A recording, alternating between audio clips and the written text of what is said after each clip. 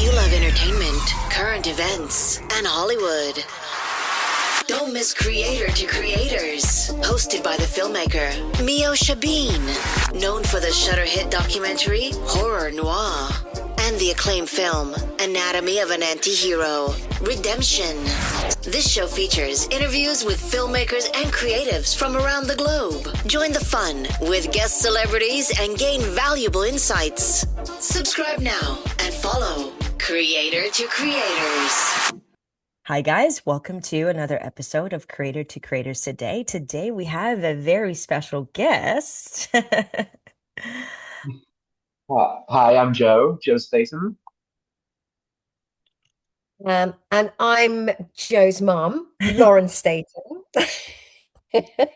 And I am Chloe Champken. I love it. I love it. Well, I mean, I love to, I love going back to the beginning. I always say at the beginning charts our trajectory in life, our little habits we pick up along the way, follow us to our adulthood. Tell me just a little snippet, a little bit each, and whoever can go first wants to tell me a little bit about your childhood. What was that like, and how'd you get into the industry, or doing the things that you're doing now? So whoever wants to take that away, go for it. Mum, do you want to go first? Yeah, I can go first if you like. Although I don't come from a theatrical background, I've worked with theatre people for many, many years, and became a makeup artist in my mid-20s. And together with my husband, we founded Snazaroo, which is a company that makes face paints, and is still going strong today, although I'm not part of it anymore, but spent many, many years working in that industry and working with costume and working with makeup, which was a wonderful creative career that I look back on with fond memories. We never stopped being creative. And then I had Joe. We never ever dreamed that he would become an actor, but there you go. So off you go, Joe. I love it. I just have to say, like, one of the frustrating things about doing these interviews with my mum alongside me is I have to deal with my mum's humility. She started off by saying she doesn't come from a theatrical background. She literally founded her own dance school at the age of 18. So shut up, mum. Come on. Can I correct you there? It was 14. I was 14. 14. Yeah, well, I was on the stage prancing around. I was a bit of a show off, I think. So, yeah, it was, I don't know where that came from. There was nobody else in our family that was that creative. But my mother jumped for joy when I started dancing because she was a seamstress, so she could make our costumes. And I think that's how we got into working alongside, first of all, alongside her, and then into our own industry with making costumes. So that was good fun. So yeah, I mean, I'm always backstage now. That was the thing. It was always, in my early days, it was great to be out there prancing around in the 70s, which was an amazing time. Bet. And there were some incredible musicians, and well, our musicians were very theatrical at that time because they were out there doing some amazing shows, and everything was very visual. So yeah, I've got a very colorful brain, and I think that comes from the 70s. It must do. Yeah, I see everything in color. I love that. Everything. Yeah. As for me, how did I get into this industry and everything? Well, I think that anyone who has met my mum would agree that I never stood a chance. I was always going to go into this industry because I grew up with face painters, for God's sake. So, from a very early age, I was surrounded by color and costumes and just ridiculousness and everything. And then at the age of 10, I read my first Shakespeare play, decided that's what I want to do. And my mum, being the liberal nutcase that she is, decided to support me. And so here we are. Now I work mostly as an actor, occasionally as a producer, and written my first play, which we'll talk about. I don't think it was me. I don't think it was me that got you into that. I think it was your grandmother, because she used to teach you monologues. Don't you remember when you were little and you used to stand, Oh yeah. when he was very small, when he was about 4, he used to stand in front of the family and recite these monologues Oh, that she taught him. And some of them were from, way back in the 30s and 40s. yeah. So then he got into Peter Pan, and it was all about Peter Pan, and he wanted to be Peter Pan. And so we would we would have to watch the movie many, many times. So yeah, Joe was a sword fighter at a very young age. This is where he wants to embarrass me, but I can fire back really quickly. Right. I There'll love be a lot of it. there'll be a lot of us today. And as for me, yeah, I think it's I didn't have theatrical parents, if you will. But I actually got into acting and performing actually as a disciplinary measure. I was too energetic for a lot of my teachers at the ripe age of 4 or 5, and it was actually a child carer that I had that said, "Oh, have you heard of something called Stagecoach? It's really good for kids to channel energy when they have a lot of creative outbursts and things like that." And that was it, really. And I kind of loved it. And then that led me through just doing amateur dramatics through school and after school and things like that, those kind of programs. And then getting a drama scholarship to a really great school in Berkhamsted, which is a town in like the south of England. And from there went to like drama school.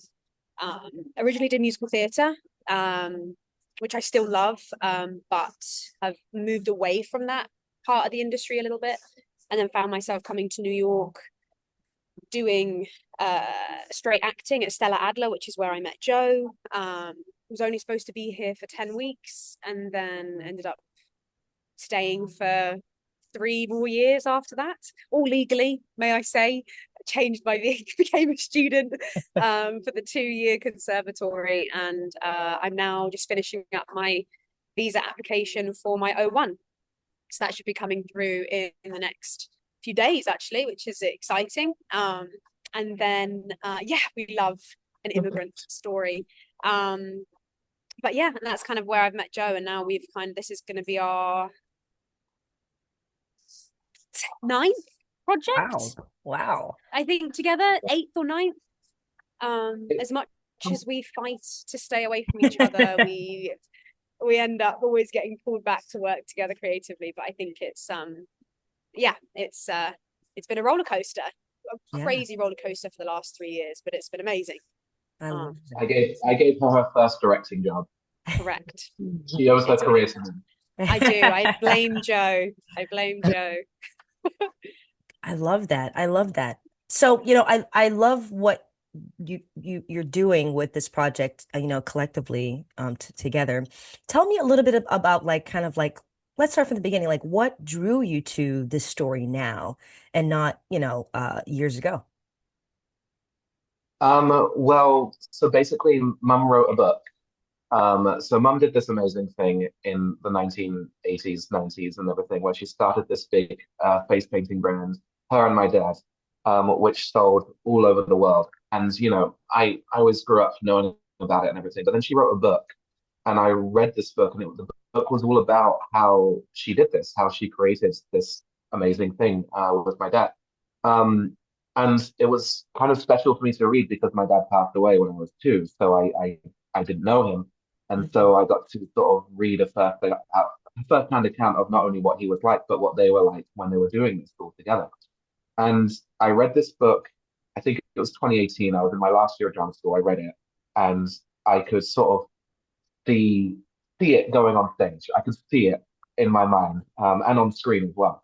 Um, so I said to my mum at the time, I said, we need to turn this into something. This could do really well, I think, because the product is popular. Lots of people still know it. I still have people today say, "Oh my God, your mum created that. I know that." And so I was like, well, there's definitely, there should be an audience for it, so we should do something with it. And then 10 years later, after 10 years of procrastinating, I I kept trying to get other people to write it for me because I did not think of myself as a writer. I did not think I was good enough to be a writer. I didn't Mm. think I had that in me. And every time I tried to get someone else to write it for me, it just it didn't work. They didn't understand what it was about. They didn't understand, the the meaning behind it and what it should be and everything. So finally, in August or September of last year, I finally said, okay, I think it's got to be me, and I got to do this. Okay, fine. So I sat down and I wrote it. I wrote the first draft, and then I wrote a second draft, and then I wrote a third draft, and now I'm working on the fourth. But I put it up in front of an audience for a reading, and the response was just kind of insane. Like lots of people seem to be really into it, and lots of people seem to really connect with the story. And also, there's a lot of people who are around because it's a true story who are around in those days who remember it all. So, it does, I think, mean a lot to a lot of people. And this was sort of confirmed to me when I started doing press for it, and then the BBC reached out to me to want to talk about it. So clearly, like there is something there. And now we're also talking to a screenwriter in England who's interested in adapting it for screen, and pitching it to studios and stuff. And it basically, I think I was too young to write it when I first read it. I was 23 years old. I didn't really know myself yet, and I didn't know what skills I had. Now I'm 31, so I'm in a different time in my life, and I think now is the time for it, if that makes sense. Yeah. Yeah. And mom, I must say, like, to trust your son with this is, I mean, obviously, there's Yeah. have that all that faith in him to do it. I mean, I can remember saying to him, the best person to write this is you. And Joe saying, no, I'm not really a good writer. And I mean, in the past, I've done a lot of writing, and it would always be Joe on the end of the phone saying, improve your grammar. You've said this wrong, and you can't say it like that. It was like, I used to think, oh no. But I know he's a good writer. But I think to be able to write snazzy or adapt from Snazzy Tale, I think to feel the emotion that's in it, because it's a balance of tragedy and Mm, and success running along side by side. right. And I can remember thinking back in the early days, thinking, how do we deal with that in life, Yeah. really? Yeah. Um, and to put that on the stage and to get that into, or to get it into dialogue, into a script. I mean, I managed to get it into a book, and I hadn't realized I'd done that.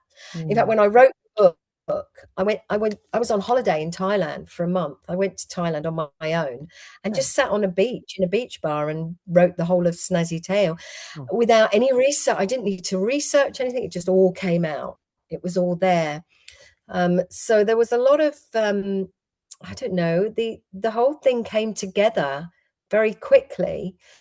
And then for somebody like Joe to take it and to, it's one thing writing a book yourself and saying, here's my story, everybody, without thinking, are they going to think I've got some kind of ego or something? This mm. was really written for me to offload stuff. To be honest, I was sick of people saying, how did you start face painting? How did you start that company again?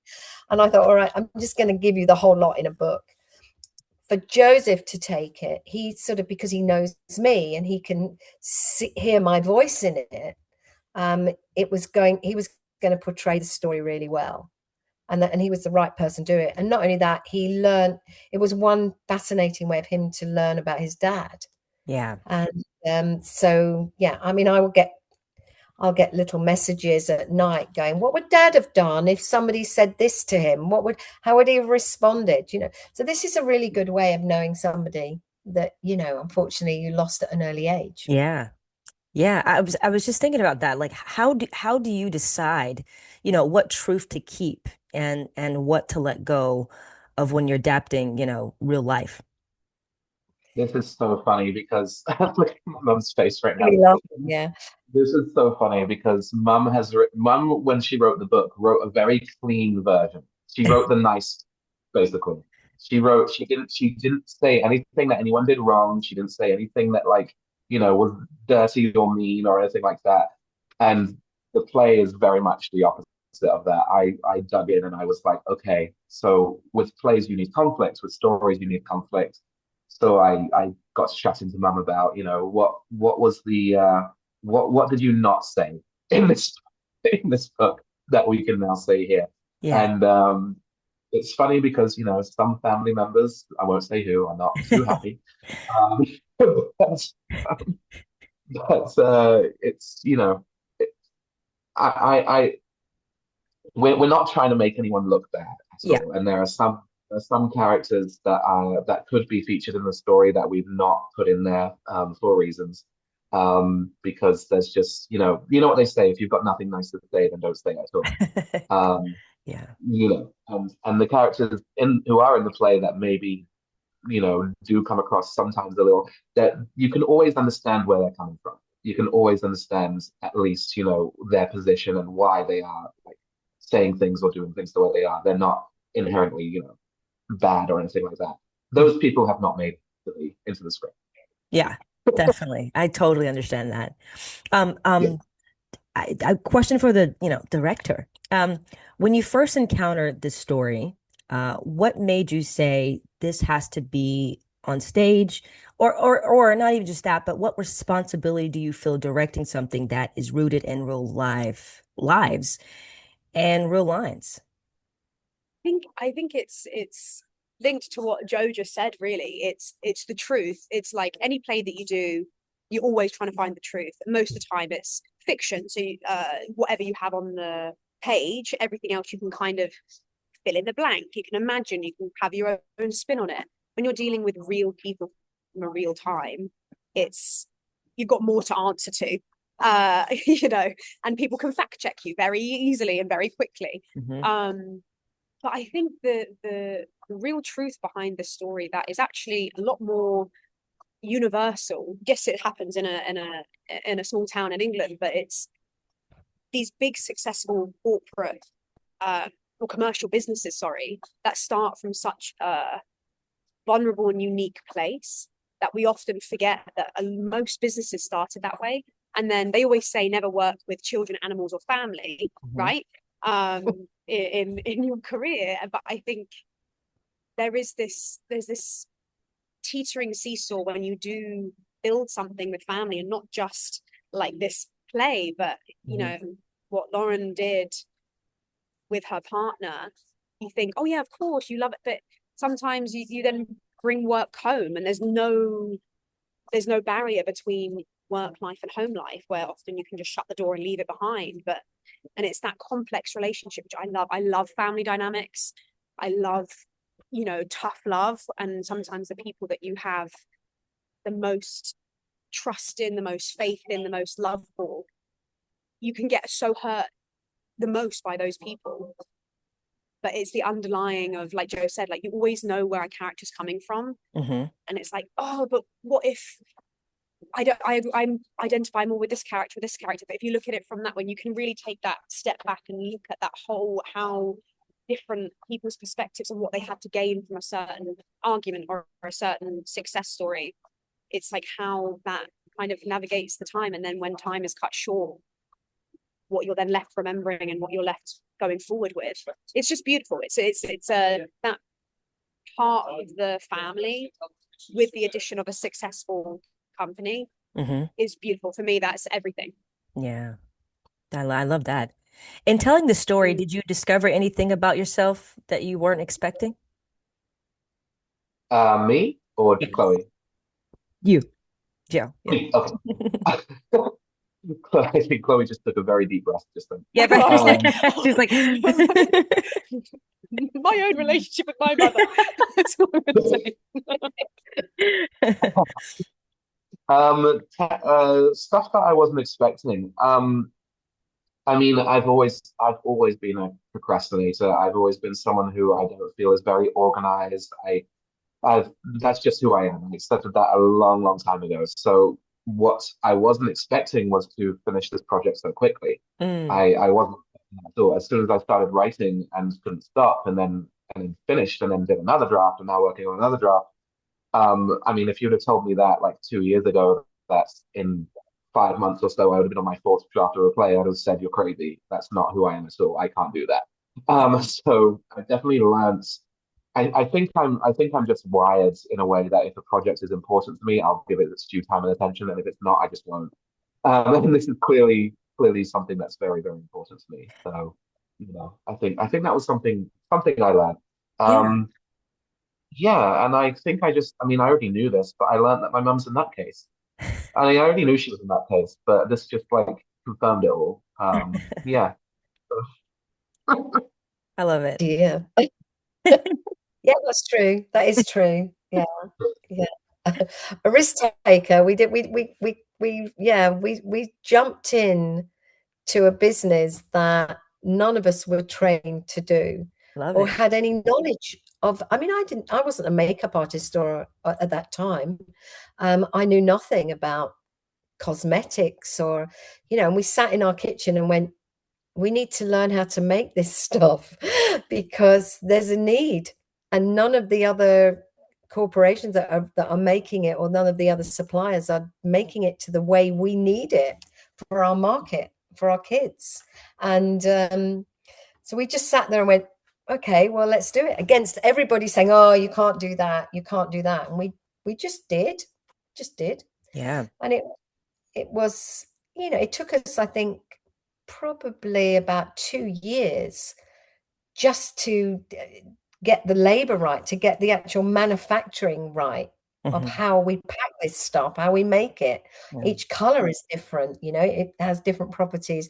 And so there was a lot of experimenting. And I think after about 2 years that we cracked it, and we thought, this is how we're going to do it. And they still use that procedure today. Nothing's Wow. changed.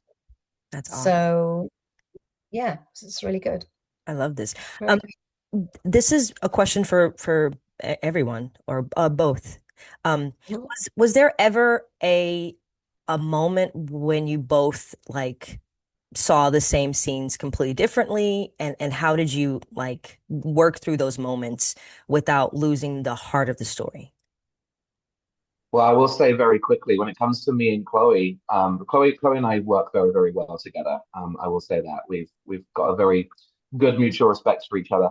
But I will say this, because we've yet to start rehearsals and everything. But one thing that I want to say very quickly, in terms of what you just asked, is I've worked as a producer with other playwrights before, and the worst thing that you can ever have is a playwright who is interfering with rehearsals. That is the worst you can ever have. So when it comes to, yeah, Chloe and I are going to collaborate and everything, because I'm also producing and all of that. But it's very important to me that I don't want to be precious about this script. And Chloe has a great imagination, great mind. She's got a great sense of how to stage and everything. So yeah, I will always communicate with Chloe and everything, but I'm pretty much going to leave her alone to do what she wants to do with this script. I have ideas and give them to her. It's up to her whether she wants to take them or not, and I will not be interfering with that, because I trust her 100%. Now, when it comes to my mum, Oh no, what I was thinking is what happens, Joe, if Chloe says, Chloe, what would happen if you said, well, let's make this into a musical? I will kill you. I will kill Already you. done. Lauren, you're one step ahead of me. I've got the Really? choreography ready. The Oh, choreography is really? already. We have to do it, No, Chloe. We have to. Yeah, it's the music will be fantastic, yeah, honestly. I think a big thing of that is when you do have, especially in a real life story, it's kind of your responsibility to pay homage to the truth of the story. Like, I'm not going to turn like Joe comes to a rehearsal and the next rehearsal I've set it on Mars. Like, you wouldn't. It's like it's something and it is true. It's like that's why we probably do work together a lot, because we choose to. Because when you find people that just get it, and you can say the least amount of words and you're always on the same page, you're not going to come in and have some like strange surprise. And it's like, Yeah. oh, right. Okay, there's a tap number in scene 4. Wasn't thinking about that as an option, but and I love collaboration. Like I'm not the kind of director that's like, my word is be all and end all, and I come in before the rehearsals with every single thing exactly how I want, because we also have live people, human beings saying these words that And the beauty of it is that, no one's playing themselves. Like, we don't have, the real people like biopicking themselves in a play. So they're going to bring their own personalities to this. And I think that's beautiful to hone. And I think you want that. You want all that collaboration. I want Joe's ideas, blend them with my ideas. If they're better than mine, I'm going to steal them. Do you know what I mean? It's all of that collaboration, which is so key. I love that. It's interesting when you actually see it being performed, and you're like me, and I was sitting at the back thinking, looking at the girl playing me, and afterwards in the bar when we were talking, and that was the first time I'd ever experienced somebody playing me in my life. It was like, wow, this is weird.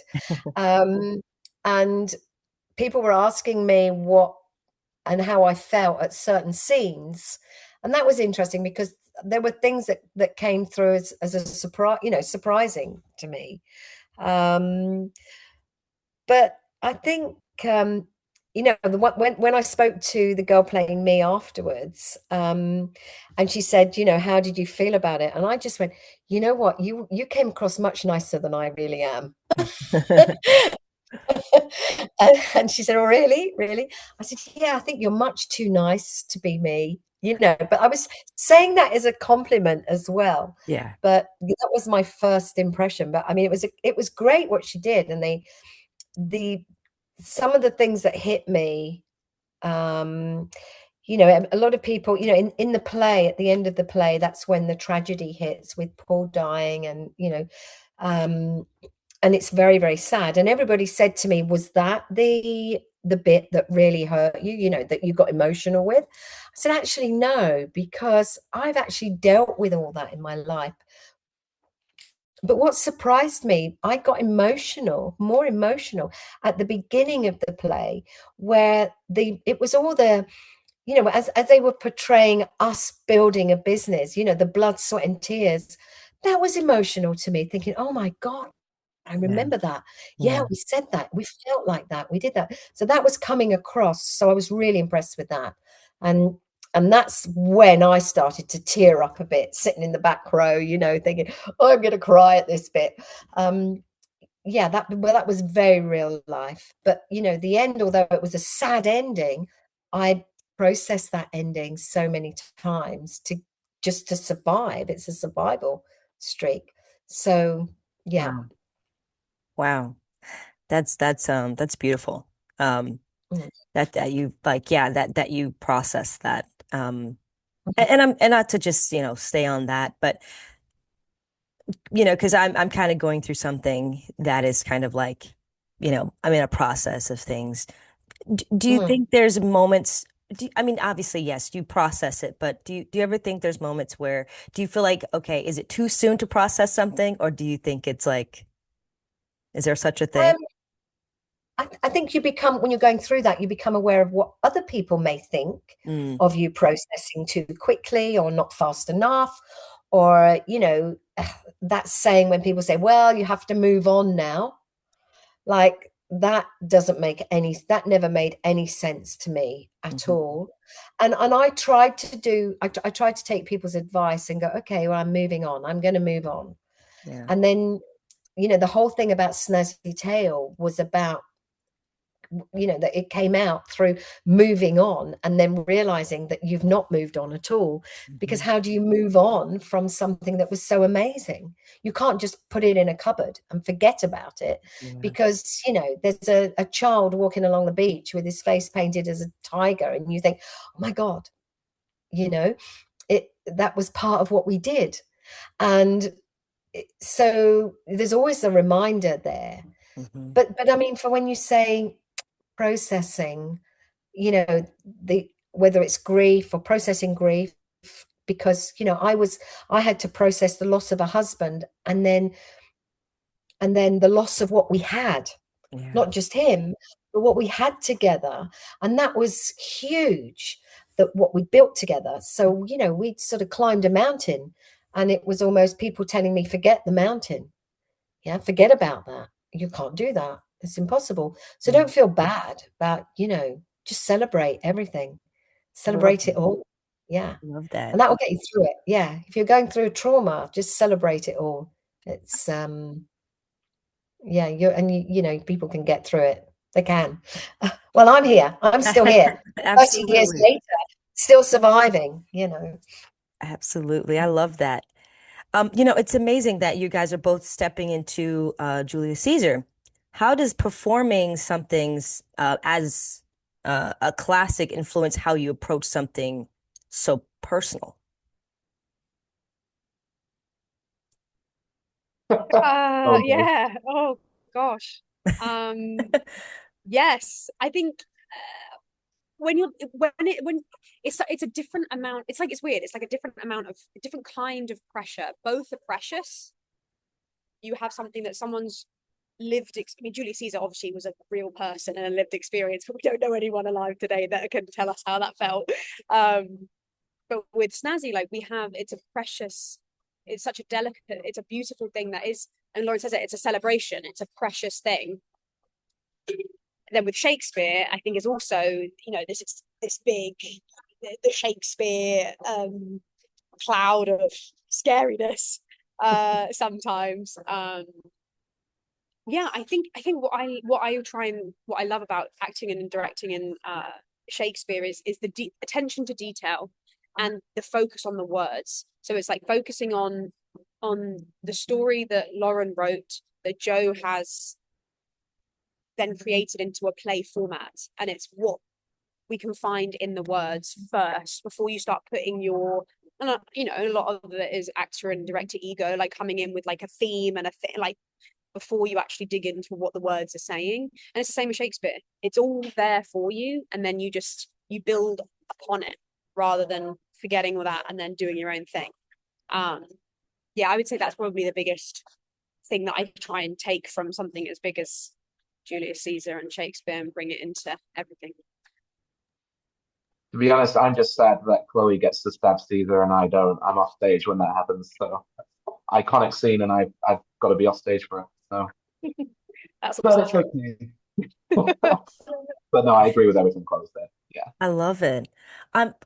Gosh, I could talk to you guys all day. I'm so sorry. It's like a short show, but please come back. Congratulations. Um, I wish you all the best, and with this project. And yeah, Thank congratulations again. you. That's so awesome. Thank Thank Thank you. you you. so much. Thank Thank you. you. Absolutely. This Thank you was so great. much. Absolutely. Well, really quick, where can people find you on social media to follow everything you guys got coming up? So we have an Instagram account for the play, which is Snazzy Play Faces. That's what it's called. Or you can follow me at Staton the Fact Awesome. on Instagram. Yeah. Awesome. And mine is Chloe.Champken, and there's Snazzy all over my Instagram. Love it. Sorry. Love it. Thank you so much, everyone. Thank And you so much. Yeah. Thanks absolutely, for having us on. absolutely. Bye, guys. See you guys next time. And always See you remember next time. to live, love, laugh. Bye-bye. Yeah. Yeah. Bye. Bye.